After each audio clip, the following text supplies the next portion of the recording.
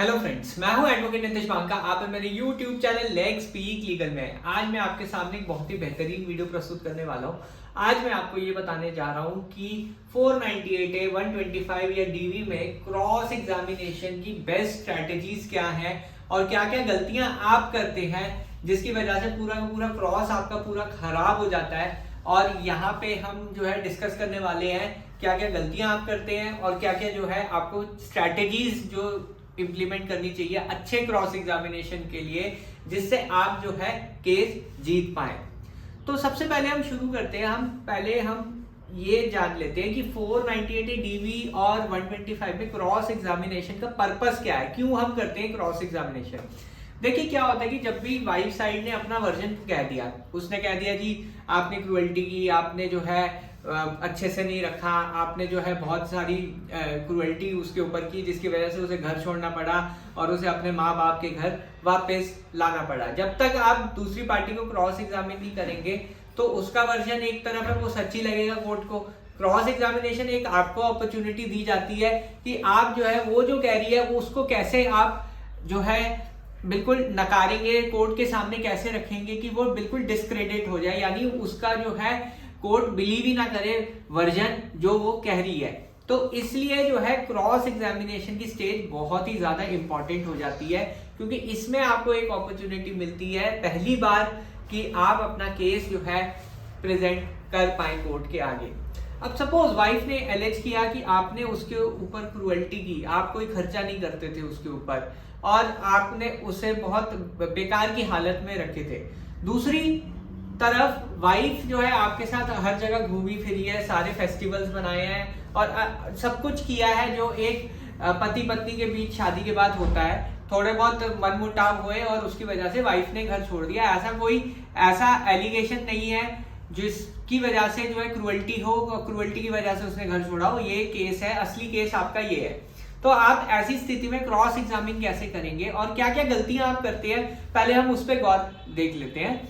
आप जो है सबसे पहले उससे ये पूछ लेते हैं कि भाई क्रुएल्टी कब हुई, कब किधर हुई, कब कितने बजे हुई। ये सब चीजें आपको नहीं पूछनी। अगर कंप्लेंट में उसने नहीं लिखा कि कब हुई, नहीं हुई क्रुएल्टी, कहाँ हुई, कौन कौन विटनेसेस थे, ये सब चीजें उसने अपनी कंप्लेंट में नहीं लिखे तो क्रुएल्टी का जो है उसने एलिगेशन ही उसके वेग है। जब उसके वेग एलिगेशन है तो आप उससे एक्सप्लेनेशन नहीं मांगोगे कि कब हुई क्रुएल्टी, कहाँ हुई, किधर हुई। ये सब चीजें आप जो है एक्सप्लेनेशन की कैटेगरी के क्वेश्चन होते हैं, ये चीज आप नहीं पूछेंगे बिल्कुल भी। अगर आप ये पूछेंगे तो आप अपना ही केस खराब कर लेंगे। तो ये सबसे बड़ी गलती है जो आप क्रॉस एग्जामिनेशन में करते हैं।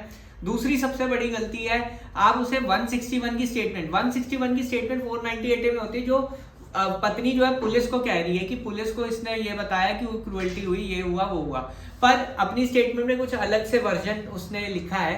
तो आप उससे ये सवाल नहीं पूछते कि आपने पुलिस वाले को ये चीज कही, यस या नो में जवाब आएगा, पर आप जो है ये स्किप कर देते हैं। तो यहाँ पे एक दूसरी सबसे बड़ी गलती होती है जब भी आप 161 की स्टेटमेंट कन्फ्रंट नहीं कराते, क्योंकि 161 की स्टेटमेंट तभी अमल में लाई जा सकती है जब उसे कन्फ्रंट कराया जाएगा दूसरी पार्टी को। अगर आप नहीं कराएंगे कन्फ्रंट तो यहाँ पे एक और आप मौका छोड़ देते हैं। तो ये दूसरी गलती आप बहुत बड़ी कर देते हैं 498A क्रॉस में। तीसरी सबसे बड़ी गलती आप करते हैं 498A के क्रॉस में कि आप जो है जो भी सवाल आप पूछते हैं उसमें वाइफ को एक मौका देते हैं एक्सप्लेन करने का।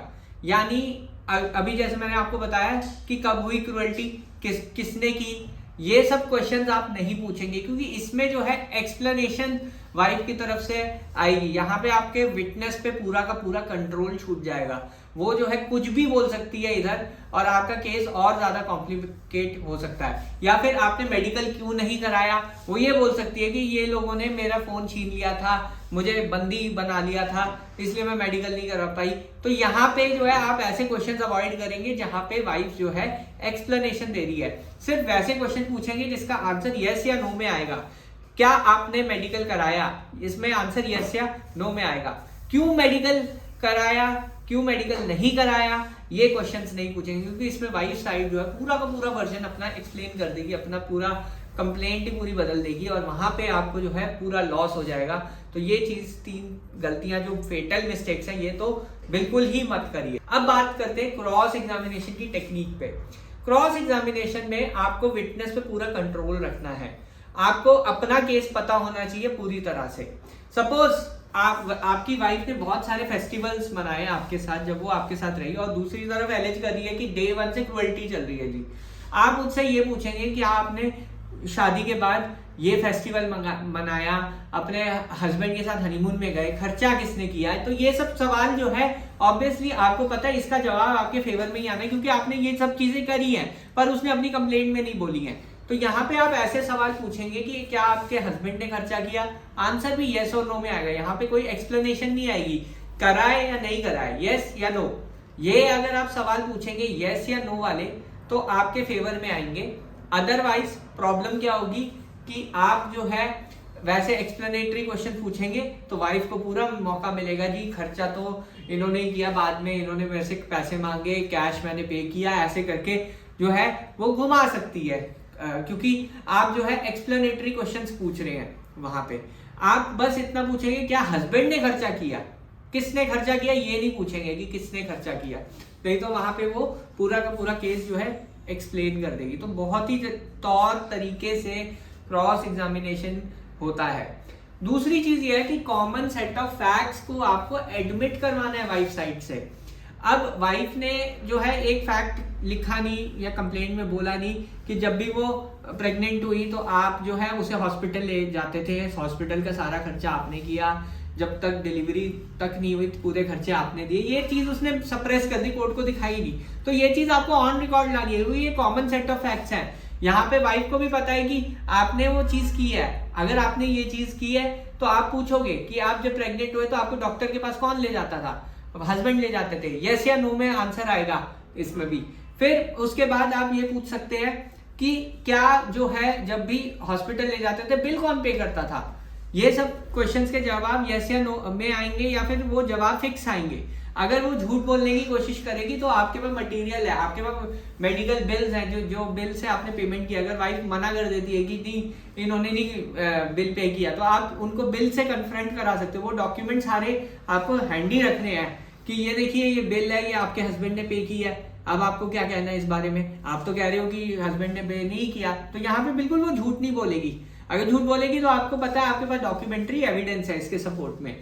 दूसरी चीज ये होती है कि कई बार क्या होता है हस्बैंड जो है मीडिएशन की प्रोसीडिंग्स इनिशिएट करता है, तो आप सवाल पूछिए कि हस्बैंड ने मीडिएशन की प्रोसीडिंग्स इनिशिएट की, हस्बैंड ने कहा कि चलो आप मीडिएशन में चलिए, तो हस्बैंड ने इनिशिएटिव लिया, तो ये चीज आपको ऑन रिकॉर्ड लानी है। उससे वाइफ से पूछना है कि मीडिएशन की प्रोसीडिंग किसने इनिशिएट की थी और आपके हस्बैंड ने की थी। उसके अगर वो मना करती है तो आपके पास एप्लीकेशन होगी मीडिएशन के लिए, तो वो आप प्रूव कर सकते हैं कोर्ट ऑफ लॉ में।